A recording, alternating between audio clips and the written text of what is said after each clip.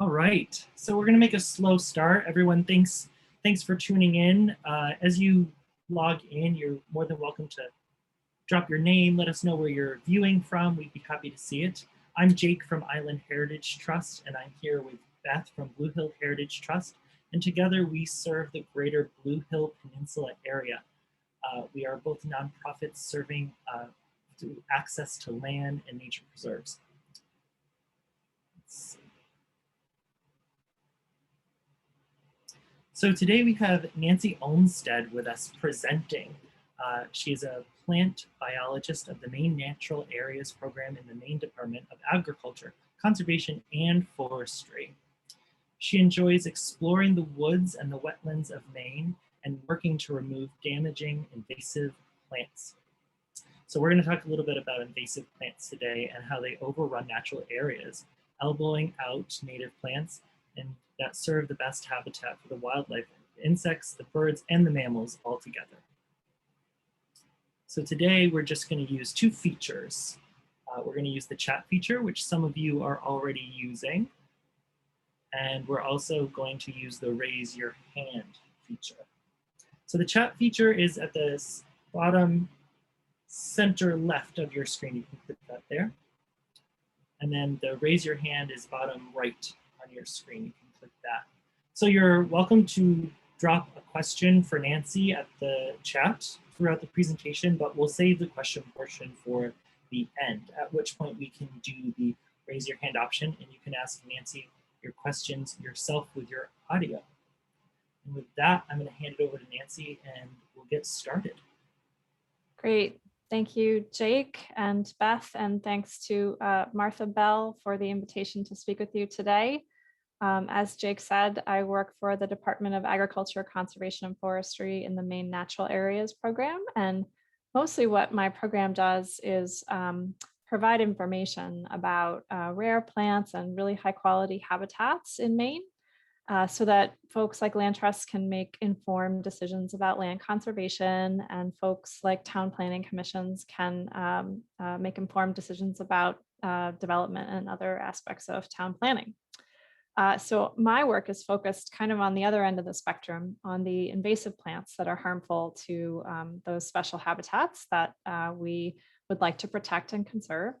And so I think of these plants as being plants out of place because they're far from where they evolved, and they have some advantages for those reasons. So we're going to talk today about the ecology of invasive plants, and I'll introduce some of the sort of top invasive plants found in Maine, and then tell you a little bit about some of the specific projects that my office is working on this year.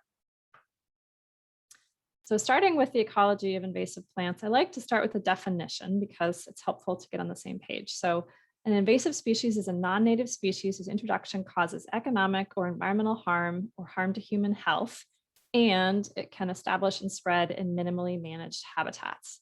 So these are beyond weedy, they're beyond the side of the road. These are plants that can be found in beautiful habitats like our floodplain forests. So in the left-hand photo, you're seeing, unfortunately, Japanese knotweed in bloom. That's what all those little white rows are in that image along one of our rivers. That plant is clearly invading a floodplain forest and crowding out native plants there. And then on the right, you're seeing the flush of red from burning bush in the fall. And this is an escaped landscape plant, which unfortunately can colonize many types of forests and natural areas. Here it is on the edge of a wetland or a pond system here. So these are some examples of invasive plants. And again, these are sort of beyond weedy, beyond the side of the road. The good news is that most non-native species are not invasive. So out of every approximately 100 exotic species that have been introduced to North America, only about 10 become established, and we sometimes call those naturalized. And that includes, many weed species and species which are not particularly harmful. And only about 1 to 5 for plants becomes truly invasive. And so those are the ones that are beyond weedy, beyond the side of the road and the edge of the garden. These are the plants that can recruit into our forests or into our beautiful bogs or wetlands, places like that. So that's good news, since we do bring a lot of invasive plants here. People often ask, so how do these plants get here? Well, we bring them on purpose mostly. So a study that was done by Lahan et al. In 2013 looked at the origins of invasive plants. And I think that this was specifically terrestrial invasive plants, and found that 62% were brought deliberately for a variety of reasons, mostly for horticulture. So for the, for the nursery trade. So this photo in the middle is showing a lot of brightly colored foliage and flowers. People are interested in diversity. And so, we've brought a lot of plants from a lot of places around the world. 8% these authors found was brought for forage for livestock, which was kind of a shocker to me. It wasn't something that I had thought about before. 7% were brought deliberately, but the authors weren't able to find out exactly why. About 4% were brought for quote unquote conservation, like soil stabilization for mine tailings or other kinds of highly erodible soils. And then 3% brought for medicinal purposes. So as you probably know, many plants have chemistry compounds that can be really beneficial. And that's where we drive a lot of our drugs and medicine. 9% of the invasive plants were found to be brought accidentally. And this can include as contaminants like seed with livestock or packaging. Or ballast. So ballast water or solid ballast back in the day could also be contaminated with invasive plant seeds. 28%, the authors couldn't figure out what their pathway was. And bear in mind that for most invasive plants, they didn't arrive on our continent or to our country in a single event. Many of them were introduced, multiple times at multiple places. So this was just one study, but I thought it was a great breakdown of kind of the major sources, with, again, the major source being horticulture. Once they arrive here, they spread by a variety of means. And I'll note, they can spread by seed or fragments. And of course, we can act to prevent these. So they can move with machinery like logging equipment, like this skidder here at the top left, or mowing equipment. They can get caught in the little nooks and crannies, seeds or pieces of plants, or they can also get in the mud that gets stuck to wheels on that equipment. They can move on us. So on the top right, you're seeing a poster from a campaign called Play Clean Go, which is focused on educating recreationalists about cleaning yourself and your gear before you leave a recreational site to prevent the spread of invasive species. So specifically for invasive plants, mud that's stuck on your boots can spread seeds. And some seeds are sticky and can stick to pets. We don't have a lot of those in Maine, thank goodness, but we do certainly have muddy boots. And so bringing a boot brush and scraping off the mud from your shoes before you leave a site is always a good habit. In the bottom left, you're seeing bales of hay, and hay can transport invasive plant seeds. Also, manure or uncomposted mulches can also be a source of invasive plant seeds. The bottom center photograph is referencing, again, the horticultural plant trade. And, unfortunately, sometimes these are plants that are for sale. We try, we do have a do not sell list in Maine, and we try to stay ahead of known invasive plants and remove them from the horticulture industry. But unfortunately, people continue to desire novelty. And so new species of plants are arriving all the time, and we don't know whether or not they may become invasive. So on the bottom right, you're seeing a person standing on a reconstructed stream crossing here. And so there's two different ways in this photograph showing how plants can move around. And number one is on fill. When this culvert was upgraded, which is a good thing, they had to perhaps bring in some gravel and some rock. And so those materials can be unfortunately contaminated with invasive plants. Nothing much to prevent that except keeping a good eye on the situation after you do this construction, and make sure that, if anything unusual or suspicious starts growing, you're right on top of it to control it. The other force in this photograph is water. And so water, naturally moves through our watersheds, and we don't want to prevent that or try to control that too much. But we just have to be aware that on our properties, on our preserves, if we do have a stream or a river, that is a place where invasive plant materials can be brought from upstream locations. And so it's important, again, just to keep an eye on those areas and monitor them for any new arrivals. Once they sort of get here, why are they so successful? So there's a couple of reasons that we'll talk through. So number one is that they thrive on disturbance. So these are the same photographs from the last slide, just showing some of the activities that we do in the landscape. There are good reasons to harvest timber on some properties. And there are good reasons to do things like upgrade culverts. But these are forms of disturbance. And of course, there's also natural disturbances from windstorms, ice storms. One could argue about how natural they are, since climate change and the anthropogenic global warming that we're seeing is really changing the intensity and frequency of these storm events.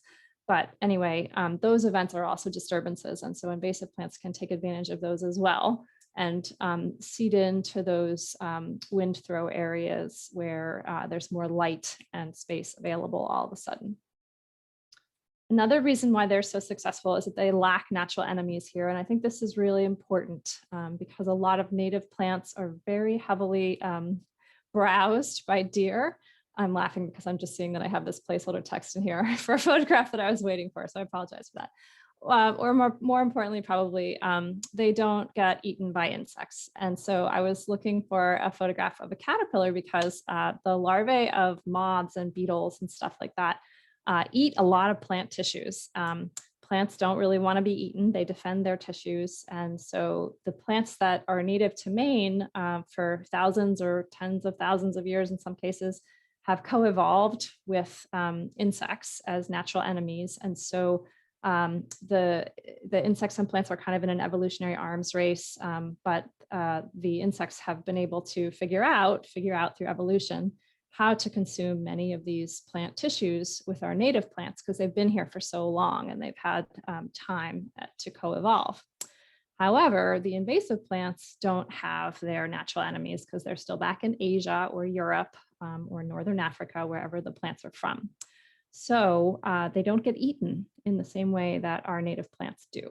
So that is a significant leg up and a part of the reason why the invasive plants are so successful. Another reason that they're successful is sometimes they have some competitive advantages. Like on the left, they have early or late leaves. So many of the invasive plants, like the Shabby Honeysuckle that you're seeing leafing out early in the spring here, they leaf out early and they hold their leaves late. And so they're getting extra photons that are coming through the canopy when the leaves are not on the trees. And that really can give them a leg up. Several studies have looked into this and shown that, in fact, the fall light and that extra photosynthesis period is really beneficial and allows the invasive plants to store more energy and compete more strongly. And kind of the combination of those advantages that I've talked about, the lack of natural enemies and the early and late leaves, can lead to really abundant reproduction. So this photograph is showing many, many fruits on an invasive shrub honeysuckle. The little red round fruits are paired and they're just copious. They're all over the bush. You wish your high bush blueberry looked like this every year. They just, our native plants just can't produce so much reproduction so frequently because they do have natural enemies and they don't have some of these other competitive advantages. And folks ask me, do the invasive plants really harm anything? What is the problem? And really, I think the most fundamental problem is that the invasive plants are displacing native trees, shrubs, and wildflowers. So in this photograph, you're seeing my colleague, Don Cameron, kind of in the middle, standing with his hands up, and he's about 6 foot tall. And you can see behind him all these trees that have just been weighed down with Asiatic bittersweet vines. And the trees are they're dead or dying. And in the foreground, you can see the bittersweet vines sort of sprawling like a carpet on top of the wildflowers.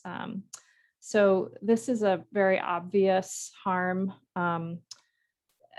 sometimes the harm is really obvious. The invasive plants like Bittersweet on the left can damage or kill native plants directly, but other harm is not visible with the naked eye. So on the right-hand side, this photograph is of garlic mustard. And garlic mustard is a biennial herb. It might grow to be 3.5 feet tall or so, and it can form a dense patch on the forest floor in a moist area. But you might not obviously notice that something was wrong. So if you're looking at the Asiatic bittersweet vines strangling the young trees, like, okay, we can see something is wrong there because that's harm that's being done. But the garlic mustard has a chemistry that disrupts the beneficial soil fungi in the soil. And we can't see that with our naked eye. You have to be looking very carefully with an environmental chemist to detect these compounds, and to measure things in the soil is hard, and to measure soil fungi is difficult. And so we haven't done that for many invasive plants. We don't know what they're doing in the soil. But for garlic mustard, we know that it disrupts the beneficial soil fungi relationships that many native plants need in order to eke out an existence in our not that great, really, Maine soils. Maine's not known, except for in Aroostook County, for being a real kind of breadbasket. Maine has kind of acidic soils, and they're rocky. And so many of our native plants have developed these symbiotic mutualistic relationships with fungi, where the fungi help them to get nutrients from the soil, like vitamins that they need. And the fungi benefit because they get some of the plant's photosynthate. So anyway, garlic mustard disrupts that relationship. There's a chemical that is in the area, and the beneficial fungi are not able to thrive there. And so even if you pull up the garlic mustard, there's some legacy effect of that chemistry in the soil that takes a while to attenuate. It takes a while to dissipate. And so it can prevent native plants from growing there even after you've pulled up the garlic mustard. So it's just a reminder that we don't always know all the impacts of these invasive plants because sometimes they're hard to study. And so even if you can't just see an impact with your eyeball, doesn't mean that one is not happening. But some changes are very obvious. Invasive plants alter wildlife habitat. Like in the left-hand side here, you're seeing a big stand of Phragmites, or common reed, at the top of a salt marsh down near Popham Beach. And so this would normally be a very open habitat with low salt marsh grasses. We have some rare birds that nest in that salt marsh hay area, and they can't use these Phragmites patches. It's not the right habitat.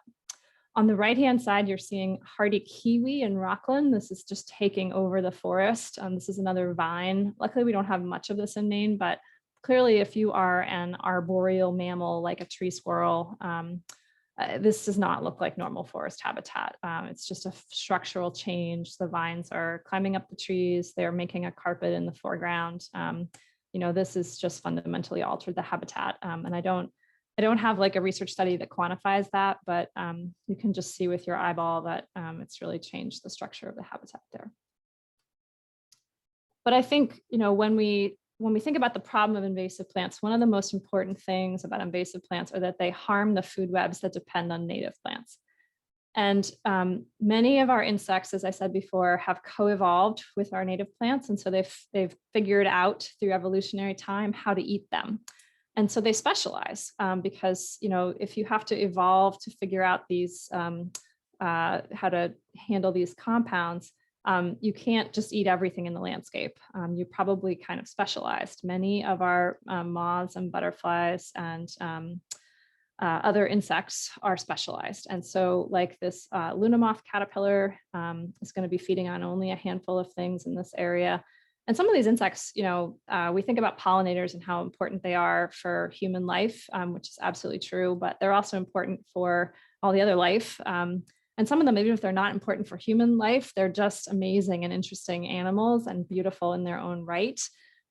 Every child knows about the monarch butterfly and how it needs milkweed. And those kinds of relationships are common among many leaf-eating insects. And so there are also insects that eat other parts of the plants, like stems and roots, and same there. Most of those relationships are fairly specialized.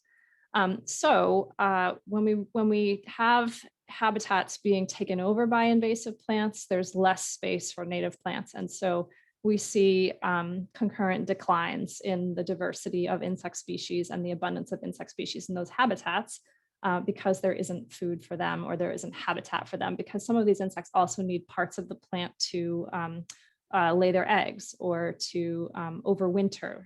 So it's not just nectar and pollen, it's also leaves and stems and roots that our native insects need to eat.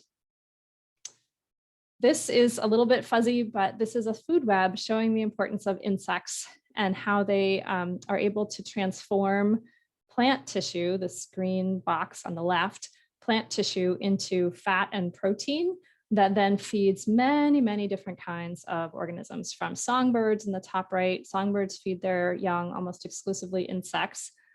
We think of a lot of birds as being seed eaters. We see them at our feeders, but during the breeding season, they're feeding their young tons and tons of insects because it's a high protein food. Insects and spiders, I should say.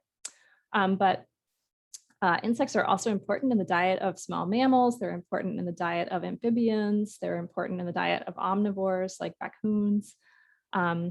They are also important, in the food web because the small mammals go on to be food for the carnivores and so on. So that's kind of a way of thinking about the harm that invasive plants do. And one fantastic author who's written about this is man Douglas Tallamy. He is a professor at the University of Delaware. He's an entomologist by training. He studies insects. And he's written this book called Bringing Nature Home, How You Can Sustain Wildlife with Native Plants. Also a more recent book called Nature's Best Hope, which I'll show here on the screen. And these are books that are all about those connections between native plants and insects and the rest of the food web. And he's written in a very inspiring way about what we can do and how we can bring native plants into our gardens and into our suburban areas and urban areas to provide the habitat that our wildlife need. And so if you have had a chance, Mr. Tallamy has been here to Maine several times in the past 5 years to speak. If you ever get a chance to see him speak, I highly recommend it. He's got amazing photographs of all kinds of caterpillars and knows a lot about these evolved relationships between insects and plants. So excuse me while I take a sip of water. And we're going to transition into the portion of this talk that addresses invasive plants that are widespread in Maine. So these are the plants which you would commonly expect to see around the state. And I'm going to just show you sort of the most frequently observed ones. So I've already talked a little bit about Asiatic bittersweet vine. This is a climbing woody vine that can strangle and girdle trees.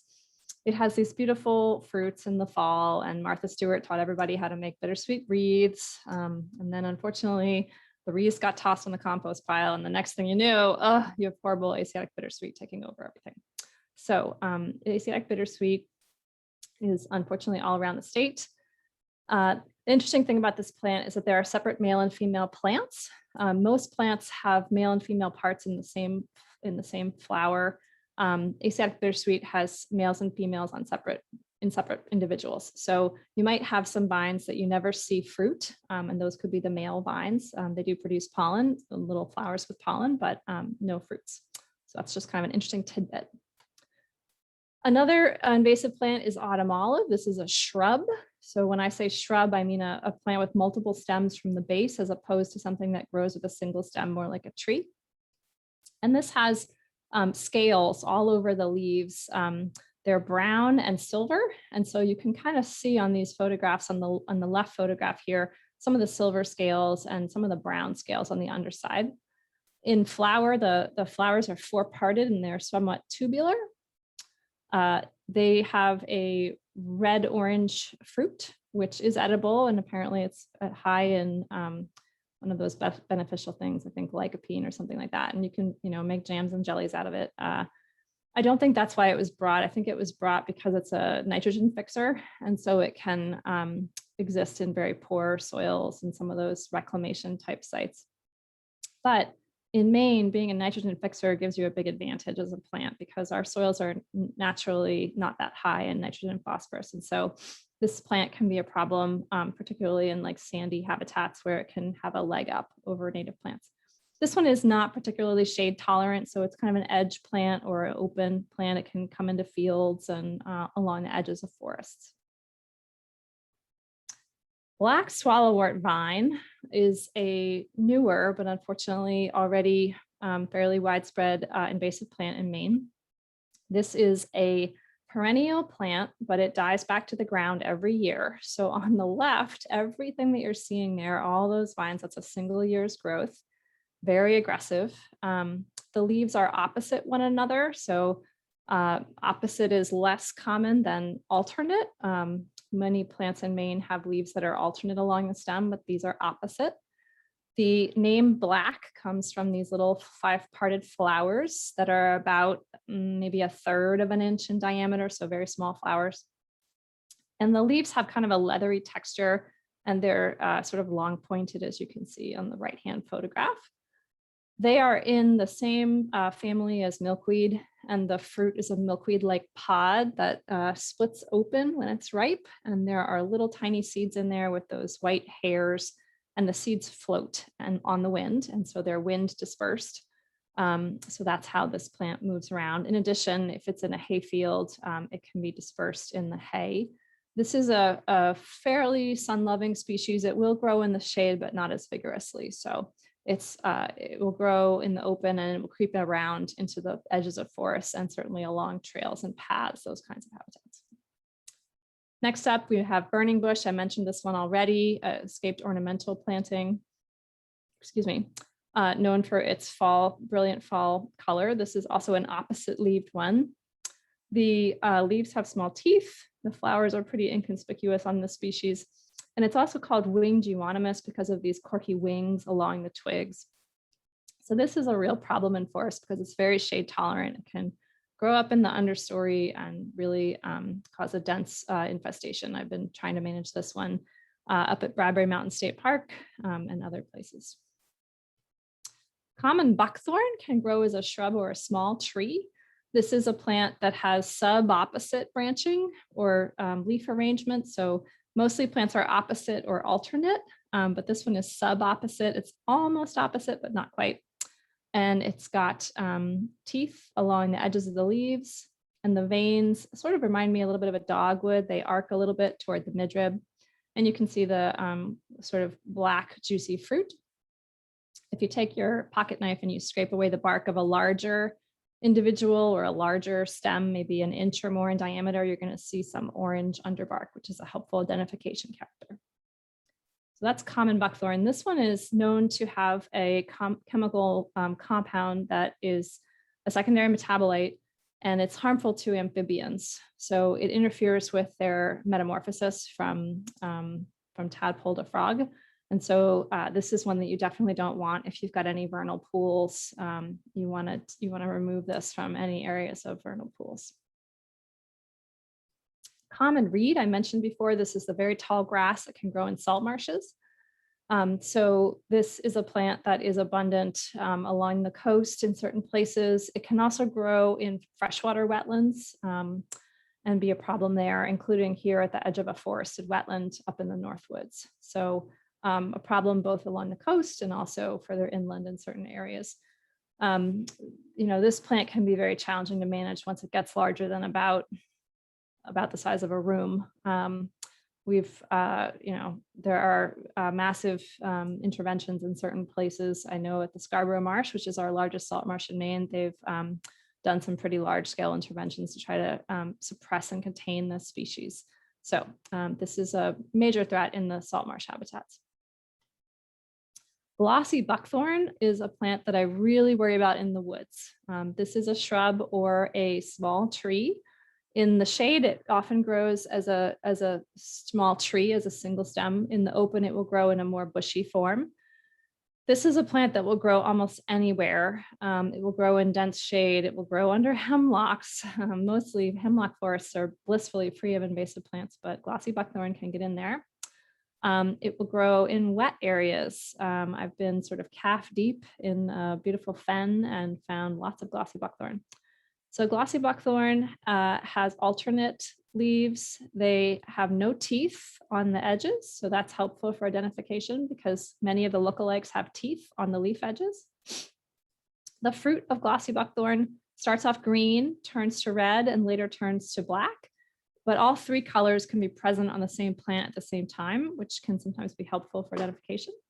The roots of glossy buckthorn have this kind of burgundy red color. So if you pull up a small one and you're trying to decide whether it really is glossy buckthorn, if you pull up a small one and you get that burgundy red color, that's a pretty good clue that you've got glossy buckthorn. So that is one that I would love it if everyone working in the woods would learn to recognize, because it can be quite abundant and really block native plants from coming into the forest. Barberry is another escaped ornamental plant, and this can form dense stands in the forest understory. It's very shade tolerant. It's a very spiny plant, very unpleasant to work with, and it makes these tic-tac-like fruits that hang below the stems and are bird dispersed, or dispersed also by small mammals like mice and chipmunks. And a bad thing about barberry is that the thickets have a humid environment, which is more conducive to ticks. And they have found that there are higher densities of ticks in these areas that are invaded by invasive shrubs, particularly barberry, honeysuckle, multiflora rose, those kind of thicket forming invasive shrubs. So another reason to try to remove those invasive plants from the forest is that nobody needs more ticks in the environment. Knotweeds are a major nuisance, as well as being an ecological problem. So we have two species of knotweed in Maine. We have Japanese knotweed, which is shown on the top right. This is kind of these are like very robust plants that are, you almost think they're a shrub. They are an herbaceous plant, but they are very kind of woody in the stalk, sometimes called bamboo because they have sort of nodes along the stem. They're not true bamboos are grasses, and so these are not grasses, but that's a colloquial name. So the Japanese knotweed has sort of a flat base to the leaf. And then we also have a giant knotweed. So on the left, you're seeing a Japanese knotweed, and on the right, you're seeing a giant knotweed. So that's me, I'm about 5'5", and the knotweed is twice my height. So that is giant, and the giant knotweed have more of a heart-shaped base to the leaf. You can see that in the lower right-hand photo. Giant knotweed is not very common in Maine.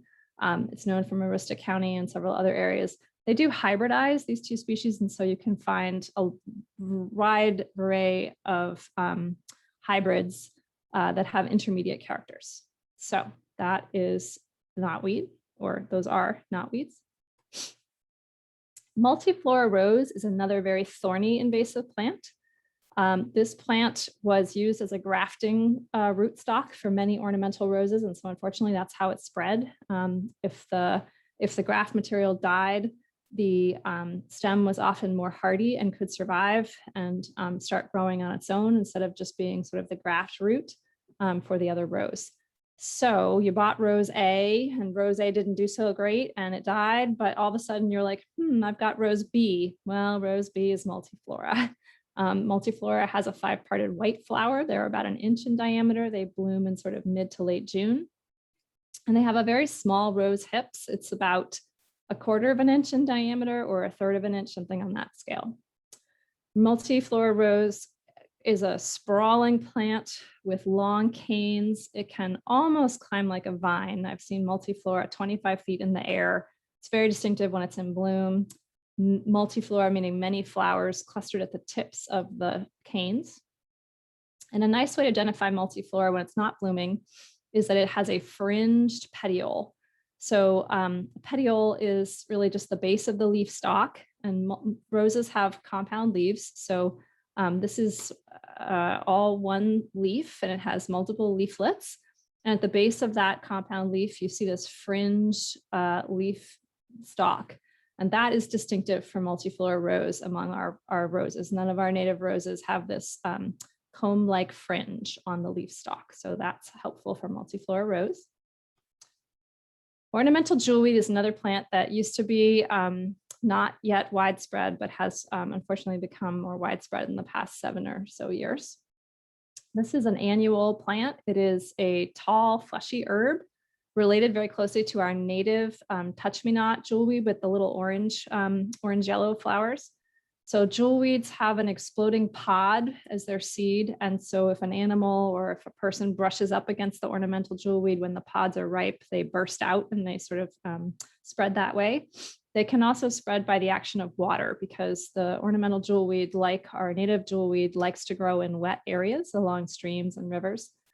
So this is one to watch out for if you've got a stream or a river on your property. It's got these kind of sword-shaped leaves that are very regular teeth along the edges. It's a fleshy plant like our native jewelweed, and it's got these pretty distinctive pink, irregular shaped flowers that can be about 1 inch or so, maybe a little bigger in length from sort of top to bottom. So that's ornamental jewelweed, really bad in the mid-coast area. My folks live outside of Rockland, and it's in all the ditches along the roads. They are a very common plant in that area. Purple loosestrife is an invasive plant that many folks have heard of. It is a long-lived plant that blooms about now. It's coming into bloom sort of mid to late July. And it has these tall stalks of pink to magenta sort of colored flowers. It has leaves that are opposite or whorled around the stem. So on the right-hand picture, you're seeing that. These are sort of opposite. Sometimes there'll be a third leaf in a sort of a circular pattern at the same point around the stem. And it used to be that you would see, used to be that you would see some of these horrible, horrible infestations of purple loosestrife. But this is a little bit of a success story. There were some biocontrol insects, some little beetles introduced to help control purple loosestrife. And some of them fed on the leaves, and some of them fed on the roots, and some of them fed on the stems. And so there was a suite of them that were approved. Excuse me, another drink here.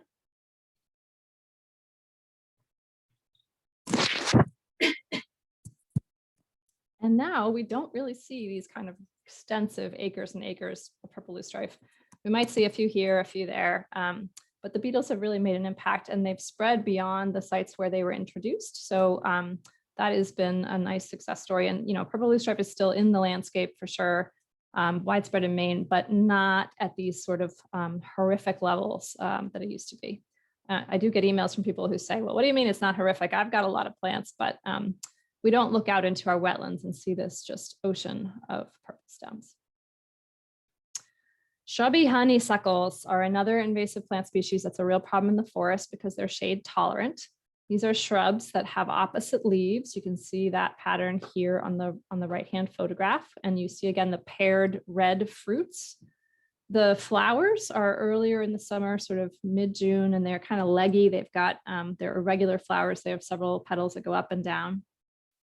And we do have some native honeysuckle shrubs, but they don't have a hollow stem pith. So the hollow stem pith, if you've got a twig that's bigger around than maybe 1/3 of an inch, if you have a nice pair of garden snips and you cut that, you'll find some kind of a hollow tube in the middle. It might not be quite as big as this, but that's a characteristic of the invasive honeysuckles. So you know that it's not one of our native honeysuckles. The invasive honeysuckles typically also have really fuzzy leaves, or at least moderately fuzzy leaves, whereas our native honeysuckles do not. So that's another good character. So I'm going to move on now to quickly tell you about some resources and new projects. I was proud to co-author in 2019 the Maine Invasive Plants Field Guide. This is a portable waterproof field guide to 46 different species, some of which we don't have here yet, thank goodness. And this is available for $30, including shipping and handling from the website of my program.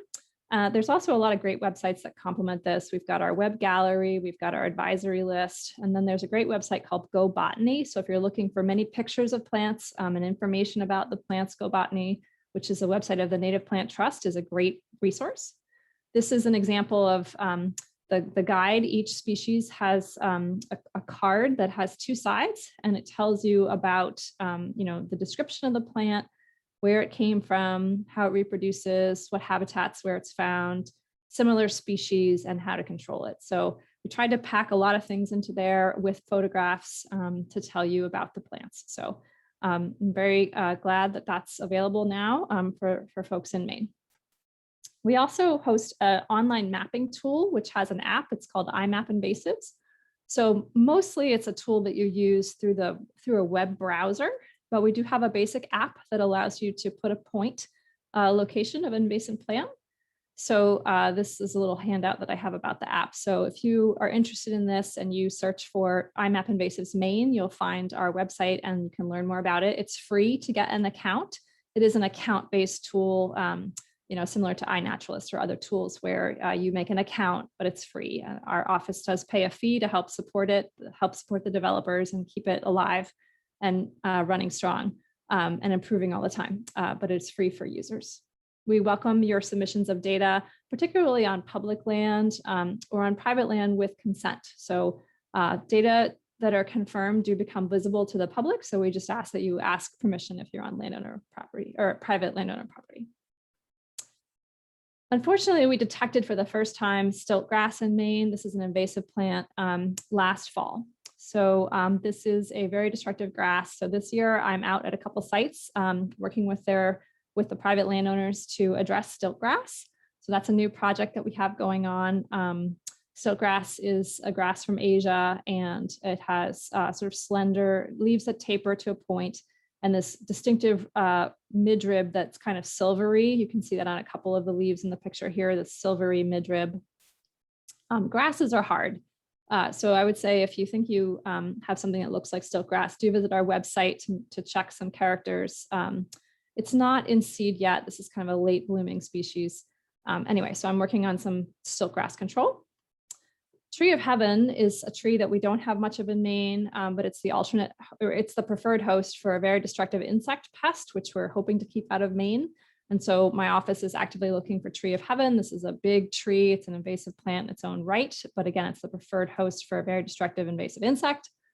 So we're trying to find it. It has these huge compound leaves that have no teeth on the leaves, except they're these little glandular sort of bumps at the bases of the leaves. So we're on the lookout for that. And I'm actually going to Tree of Heaven site after this webinar to talk to the landowner. We're also doing a survey for perennial pepperweed in southern Maine and York County mostly. This is a plant of salt marshes. So this is an invasive species that we have about 5 or 6 known sites in Maine, and they're all being managed. But in New Hampshire and Massachusetts, this is really bad in the salt marshes, and we just don't want this to become the story in Maine. So the U.S. Fish and Wildlife Service has funded my office to do these surveys in southern Maine. That's another thing we've got going on. I'm involved with the review of the do not sell list of invasive plants. This is overseen by our horticulture program. It's our regulatory list. So it's not really run out of my office, but I'm assisting. There's a stakeholder committee that meets to review the list. And this is only for plants in the horticulture trade. It does include terrestrial and wetland plants, as well as plants that can hitchhike in horticultural material like soil or other plant material. So there's kind of a long process. And long story short, we're in step 3 here. So we've got a list of plants to review. We're working on reviewing scientific literature to evaluate the plants against criteria that we have. Then the committee has to review what we do and oversee the final decisions. We make a proposal. There's a rulemaking period with public comment, and the department will receive comments and respond to them before publishing the final rule, probably sometime early 2022. So that's in progress. The do not sell list was established in 2017 for the first time.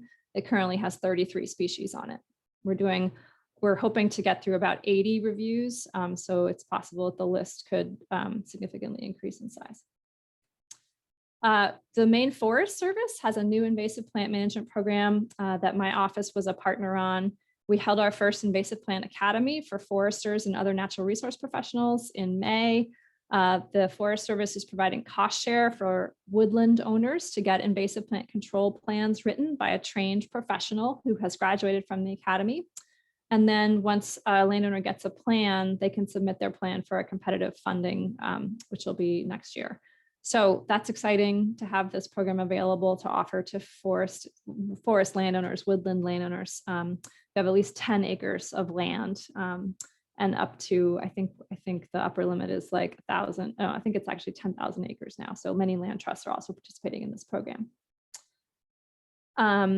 And that's what I've got for today. I know we wanted to allow time for questions. I just want to say thank you to the various agencies that helped to support my work, the U.S. Forest Service, the USDA Natural Resources Conservation Service, the USDA, that's the US Department of Agriculture, Animal Plant Health Inspection Service, as well as the Maine Outdoor Heritage Fund. They have a scratch-off lottery ticket that goes to support all kinds of different conservation work.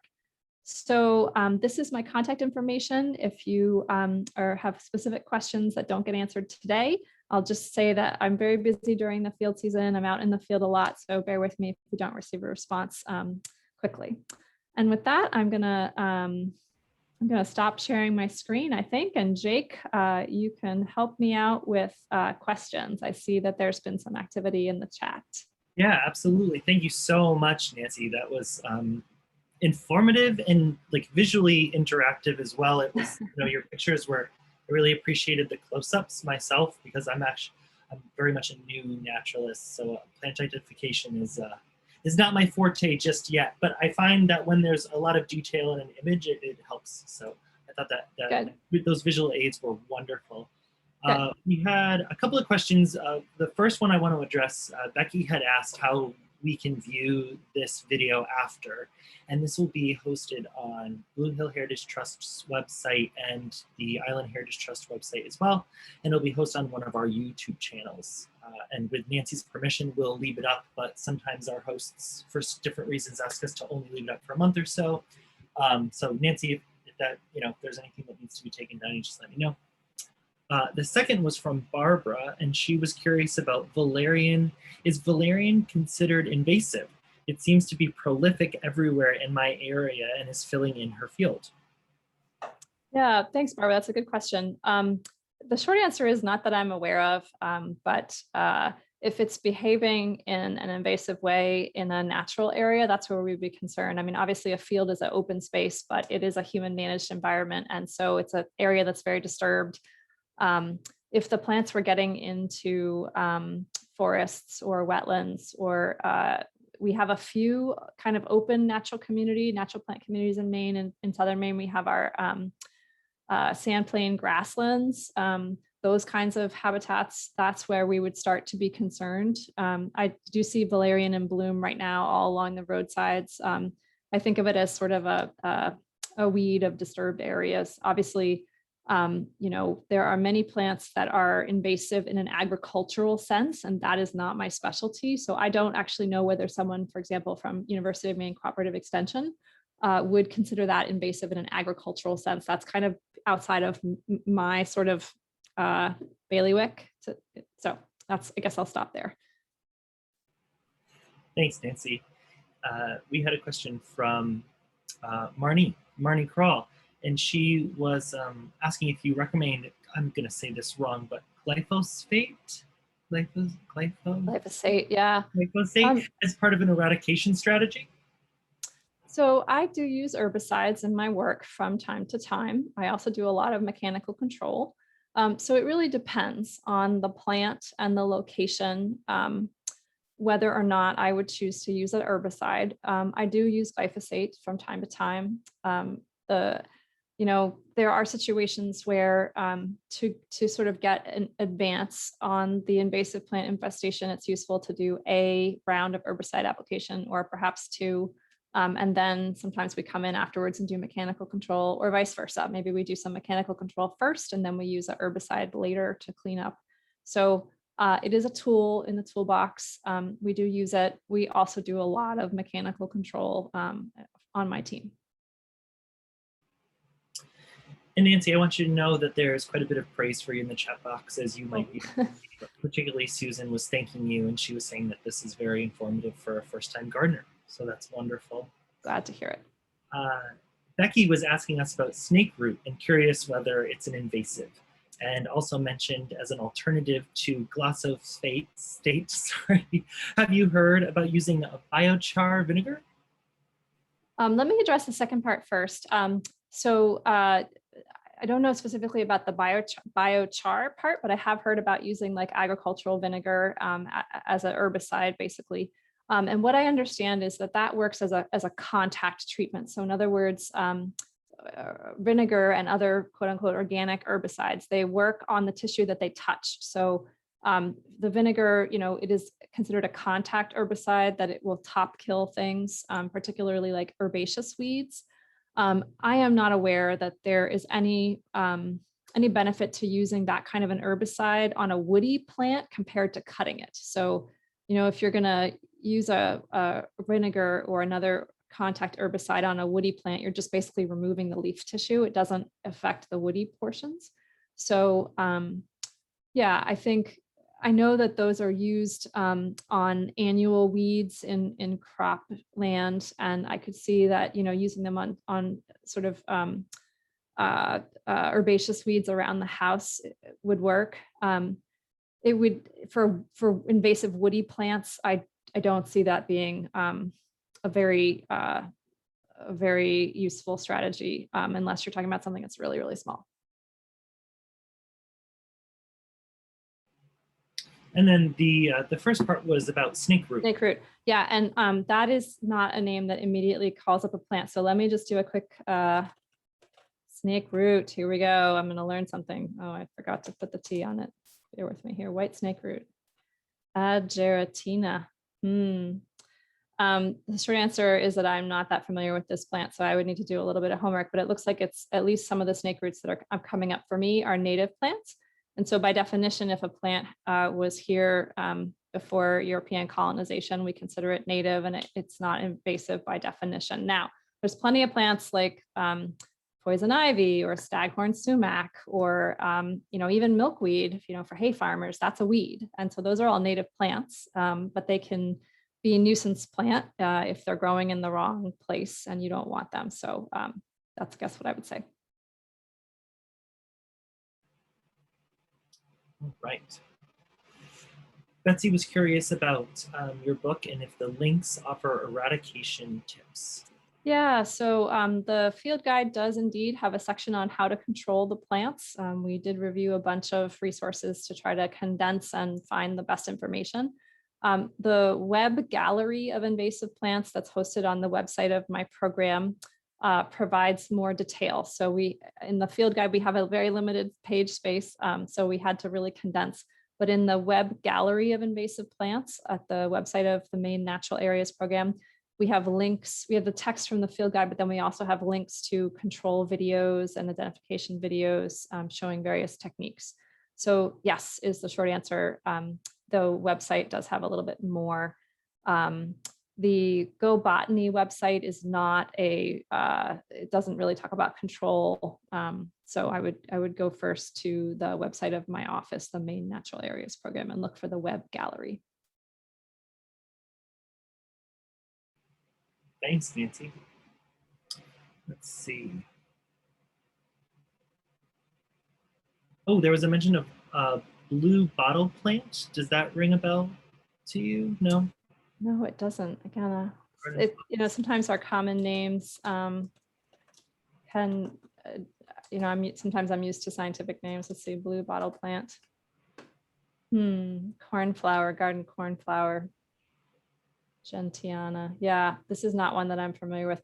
So full confessions, I'm not a horticulturalist. So my background is in ecology. So sometimes it's a disadvantage to me when I'm doing my job because the master gardeners and folks who are, very active in horticulture circles, they know all these plants that I don't know. But anyway, so that doesn't ring a bell. Well, we should never feel bad for what we don't know. That's right. It's something to learn. We do have somebody raising their hand. I'm going to give Christine the option to ask you her question herself. And if for some reason it was a click by accident, don't feel bad. It happens almost every time. So Christine, I've given you the option to unmute yourself and ask your question if you'd okay. Like. Can you hear me now? Can you hear me? Yes. Okay, great. Yes. Yeah, so I'm working on identifying, which is very helpful. And then now trying to pull together a plan. And amongst the various problems I have, one is established Artemisia vulgaris. So clumps, as well as little baby Artemisia popping up where I wouldn't even have expected. So I think it went to seed last year, but I hadn't noticed it, hadn't identified it. So you have babies and then you'll have established rhizomes. And the rhizomes are, of course, in places where I have some natives that I would like to preserve. I'm pulling, but pulling seems to make the problem worse. So what is a plan that is, and right now I'm frankly discouraged. I don't know what's going to work. So with using that particular example, when is pulling helpful and effective, and when does it make problems worse? Yeah, thanks for the question, Christine. You know, with most plants, pulling can be a good strategy, and I think it just requires persistence. I do think that for some plants, they resprout vigorously when they are disturbed like that. So there may be an initial flush of regrowth that happens, which can feel challenging. But if you push through and you keep pulling those, I think you will eventually have success. I must say this is not a species that I regularly manage. This is the Artemisia is something that we consider sort of a roadside and fieldside weed. So I don't personally have experience with that particular species. When I say, you know, pulling is good in most situations, you know, some plants, for example, Japanese knotweed, you just have to be very careful with the plant parts. I don't think that Artemisia has this capacity, but knotweed, for example, can sprout from the nodes of the green tissue, the above ground tissue.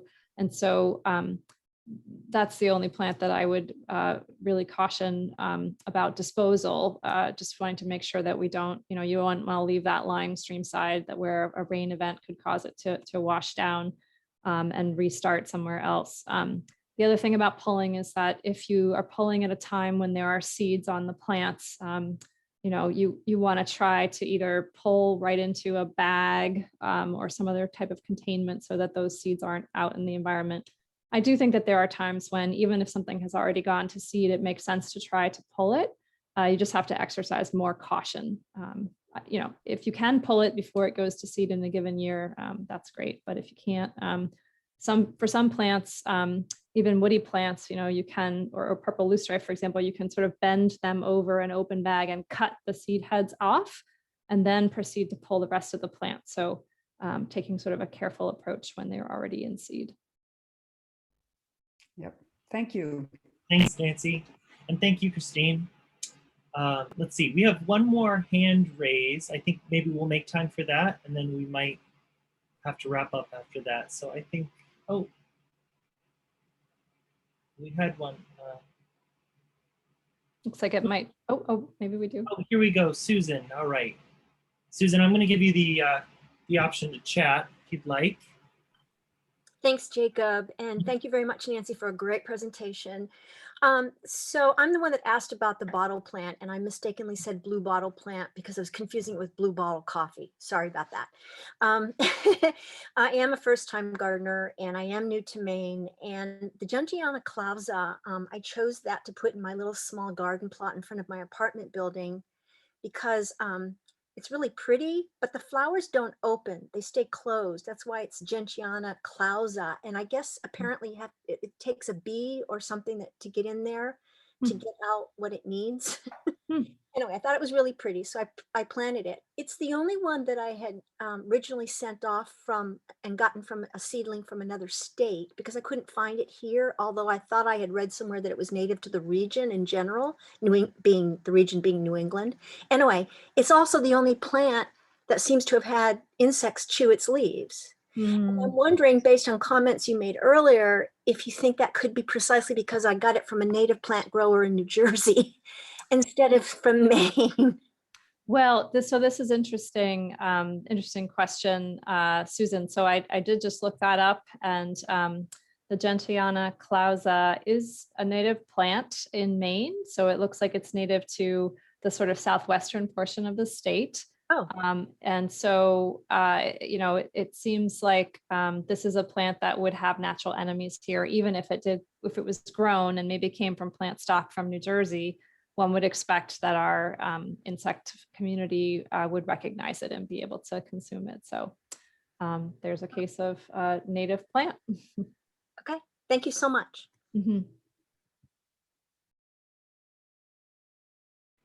Thanks, Susan. Nancy, if you don't mind, we had one last thing to throw out there. Betsy was asking about bishop's weed, which I actually don't know what that is. Maybe you can talk about that. Yeah, sure. So bishop's weed is also sometimes called goutweed. This is a perennial ground cover that unfortunately gets away and forms these very, very large patches, and the roots are kind of brittle, and so it's a hard one to pull. So yes, that is a challenge. So this is a species where you can use a smothering and a mulching technique. You have to leave it in place for a long time.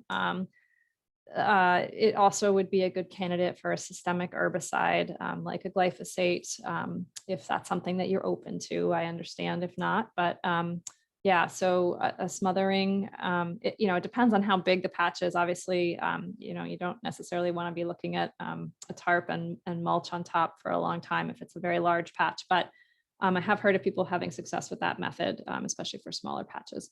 I don't know that it makes any difference, the variegated versus the plain leaf. So this is a plant that was cultivated for a variegated form, like white coloration in some of the leaves. The plain straight species has a plain green leaf. I think that the same techniques would work for both. Yeah, cardboard.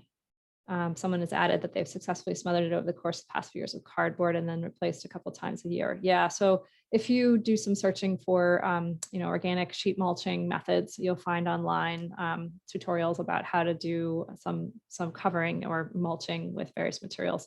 I would just encourage you to err on the side of leaving it down longer to really make sure those roots are exhausted. Well, Nancy, thank you so much.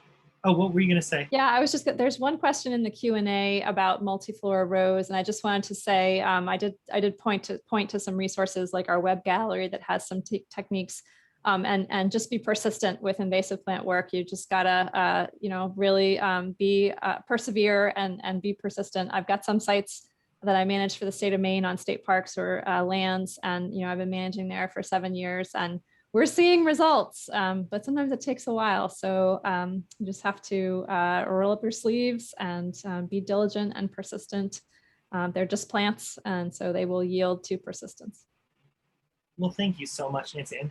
And thank you for your time, and thank you for sharing your knowledge with us today. It's been wonderful. Folks, just to reiterate one more time, this is going to be available on the Blue Hill Heritage Trust website and the IHT website. And on behalf of everyone, Nancy, thank you again. It's been wonderful. And hopefully we can do this again sometime in the future. Sure thing. Thanks everyone for having me and for your attention. Everybody have a great afternoon. Thanks, bye. Thank you.